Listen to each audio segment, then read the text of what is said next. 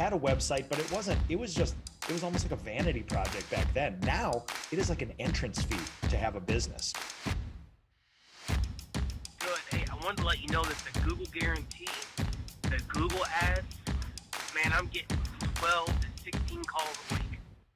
My goal is at least do 10 to 15 more years, grow it up, sell it for 40, 50 million, maybe more. Hello, everyone, and welcome to Titan Talks. My name is Jonathan Stern.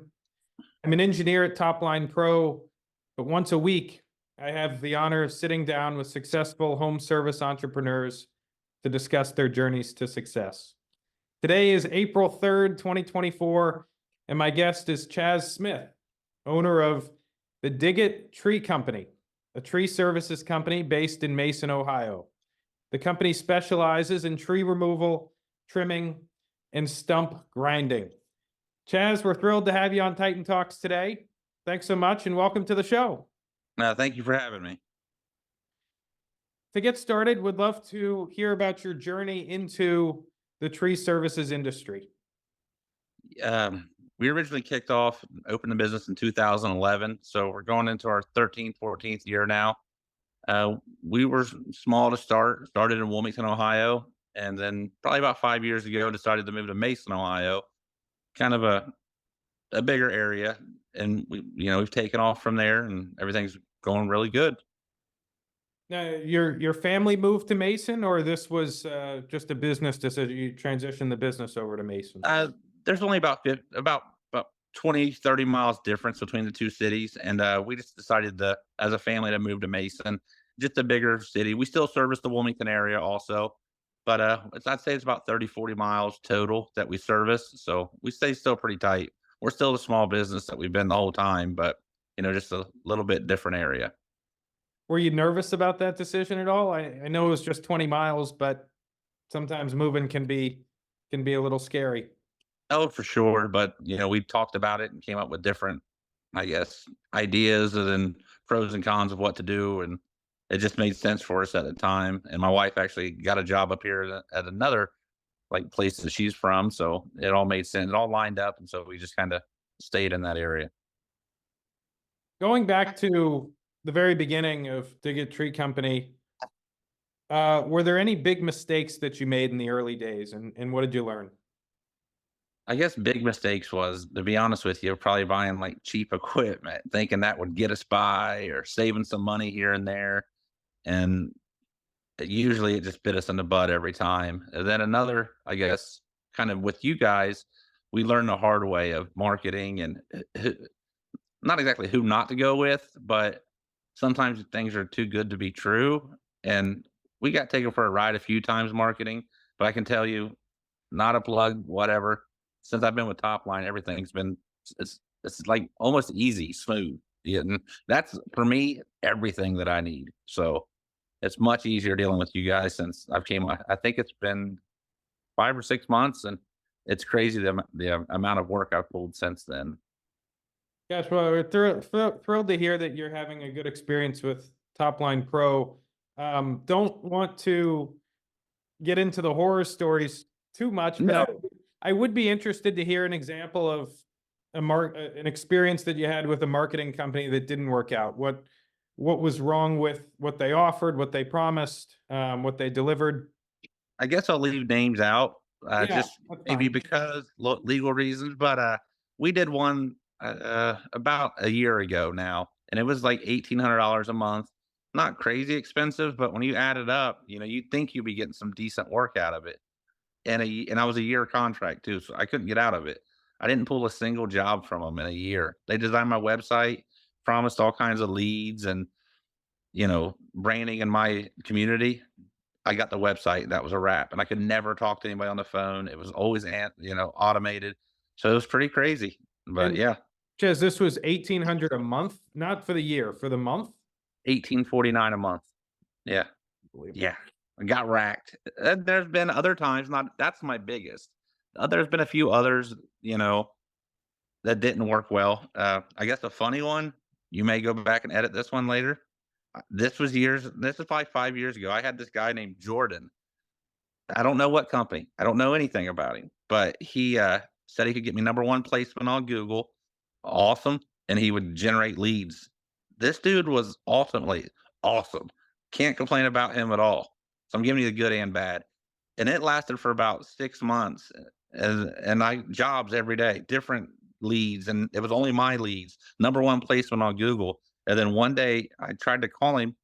Never heard from the guy again. He just vanished. So I don't know what happened, what company he was with. It was, it was weird. I'll say that. But it was good while I was there, but then Jordan just vanished. I think he retired MJ style. I don't know. That's fascinating. I Yeah. don't know, I don't even know what to say in response to that other Yeah, than, right. I'm sort of sorry that Jordan disappeared No. the way of the dodo bird, but You guys are great though. Like it's I'm easy. happy you found your way to Top Line Pro and that we're doing half as well. That's good. Right, right. You guys are doing great. Let's think through how business has evolved over time in light of the marketing ups and downs and just the vagaries of the tree services industry. How would you say things have changed since you got going, since you started Digit? Yeah, in 2011, it was the emerald ash borer. It was killing all the trees, and I'm Southwest Ohio, so it Yep. was literally killing all the trees. Um, and I mean, in Southwest Ohio, I've probably seen two live ash trees in the last year, maybe 2 years. Huh. And we used to be, they used to be everywhere. But back in 2011 is when all that was going on. So there was tree companies popping up everywhere. Guy would grab a chainsaw. Hey, I own a tree company. It's literally how it was. No insurance. Guys were crazy. It was like the Wild West, but there was so much work. Well, now that all those trees are gone, so you've had to remake yourself and kind of learn with the industry and know what rights and wrongs, you know, and it's just kind of as you go, you learn what to do, what not to do, how to work with some customers, how not to work for some customers. It's just rolling with the punches sometimes.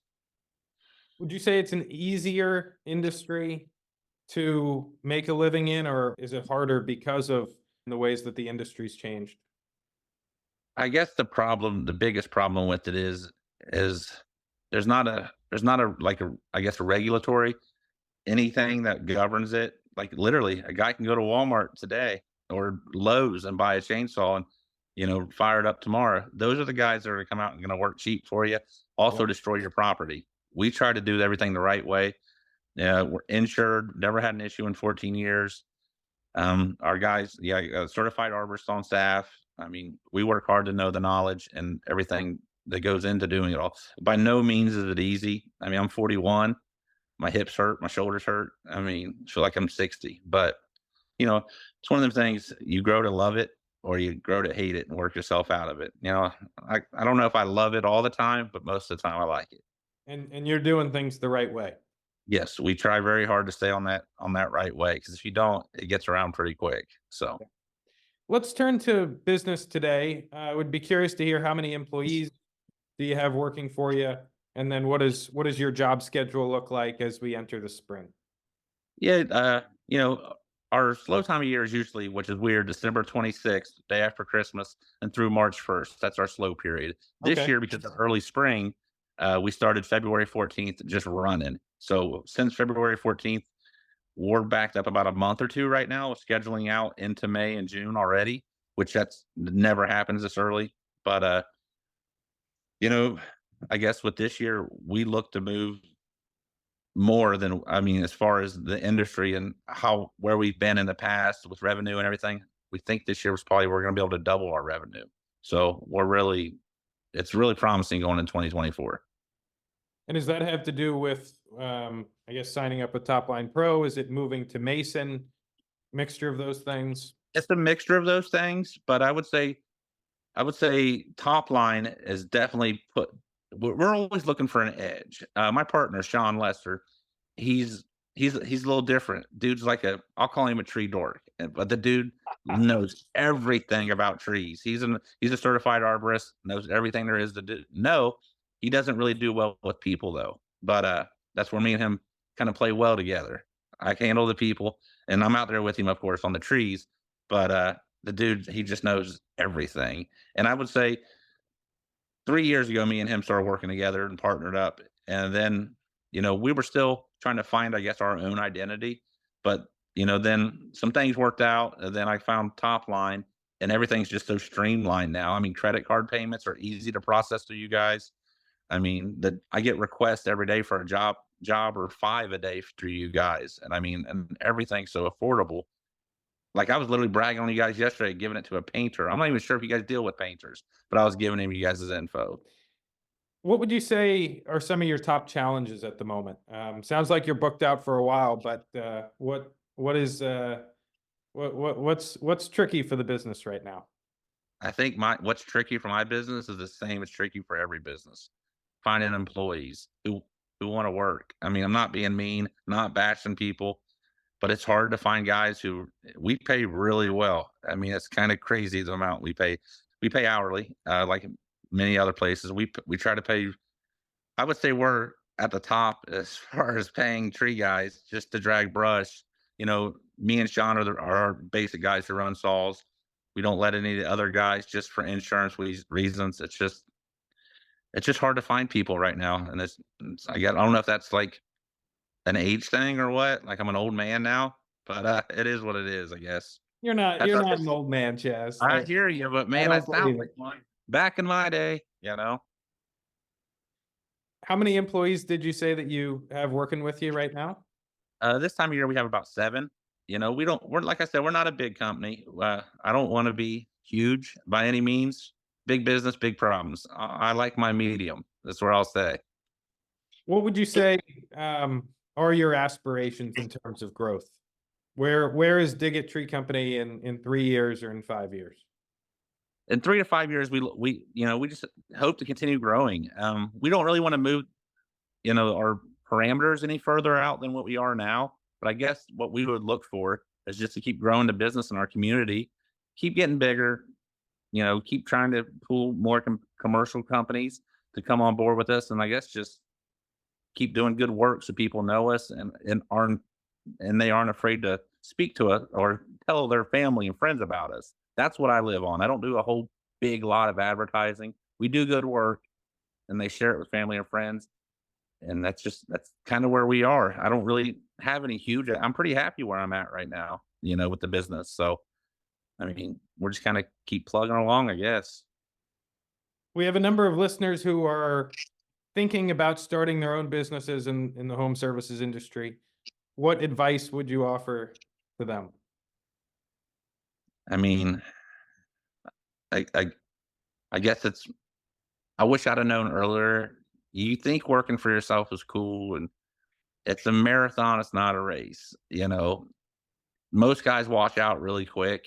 Yep. Just keep plugging. I mean, there's gonna be hard times. You're gonna have to work for cheap at first, get your name out, but that's what I would say. How long did it take you to realize that? Probably my first 5 years. I had to build my name first before really anybody trusted me. You gotta think I'm working in somebody's yard with a 60-foot tall tree. If it goes the wrong way, not only am I smashing their house, I'm smashing everything. So, I had to gain people's trust first to get right, I guess. And to close, would love to hear, it's been close to 14 years now. What's been your proudest moment at the helm of Diggett Tree Company? I guess just building it to something that I can, that my kids can be proud of, and be part of my community. I got signs out, people talk to me, I'll be just at Starbucks getting a coffee and somebody will ask me about a tree or anything like that. I mean, it's just I didn't I'm a pretty approachable guy, pretty normal, but it's kind of weird that now I'm the tree guy they want to talk to about their trees about. So I guess as of now, that's it. That's really neat. Any plans to pass the company on to your kids? Would they No. want to do it? We talked about it a long time ago. I shut that idea down. It just beats you up too bad. I think when I'm too old to do it, either I'll sell it or close it down or let somebody buy me out. It's just too hard on your body. My son's in college full time now. My daughter's a senior in high school and she has no one in it.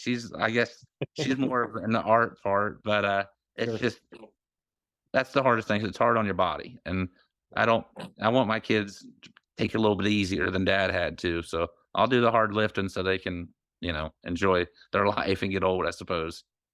Nice. Yeah. Well, Chaz, thank you so much for being a part of Titan Talks. It's been a pleasure to hear your story, and we wish you all the best. I appreciate it. Thank you very much.